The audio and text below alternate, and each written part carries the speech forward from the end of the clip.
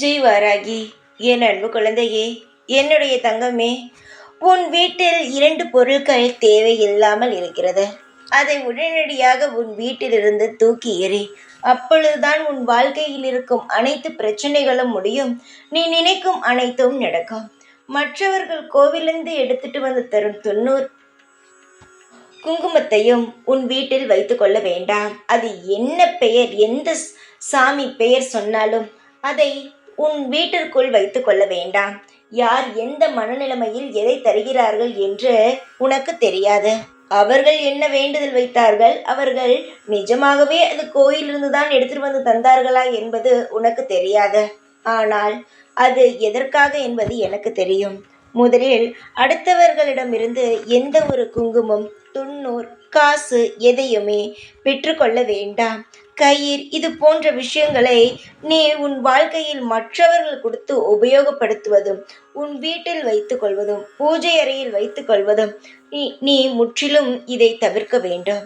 காலம் முழுவதும் நீ நன்றாக இருக்க வேண்டும் என்றால் சில விஷயங்களை உன் வாழ்க்கையிலிருந்து நீ தடுக்கத்தான் வேண்டும், செய்யாமல் இருக்கத்தான் வேண்டும். யாரும் நல்ல எண்ணம் கொண்டு உன்னுடைய வாழ்க்கையில் எதையும் செய்யவில்லை. ஏதேதோ பொறாமை எண்ணத்துடன் தான் எல்லாரும் உன்னை சுற்றி சுற்றி வந்து கொண்டு இருக்கிறார்கள். நீ என்ன செய்கிறாய் என்று கவனிப்பதில்தான் ஆர்வம் அதிகமாக இருக்கிறதே தவிர நீ நன்றாக இருக்கிறாயா என்று கவனம் யாருக்குமே கிடையாது. சொன்னது புரிந்ததா?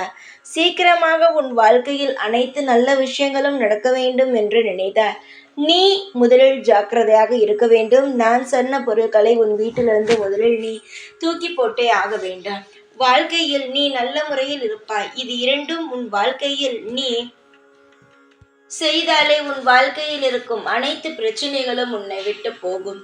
இந்த வாராகி சொன்னால் எல்லாம் சரியாகத்தானே இருக்கும். நீ நம்புவாய் அல்லவா? அதனால் நிச்சயமாக உனக்கானது உனக்கு வேண்டும், நீ நினைத்தது உனக்கு கிடைக்க வேண்டும் என்று நினைத்தால் நான் சொன்னதை முதலில் உன் வாழ்க்கையில் செய். உன் வீட்டில் இருக்கும் தேவையில்லாத பொருள், நான் சொன்ன பொருட்களை தூக்கி எறிந்துவிட. படிப்படியாக உன் வாழ்க்கையில் இருக்கும் அனைத்தும் மாறும். இந்த வாராகியை நம்பி நீ செய்து பார், அனைத்தும் உனக்கு நல்ல முறையில் நடக்கும். எப்பொழுதுமே இந்த வாராகி உன் கூடவே இருப்பேன். ஜெய் வாராகி.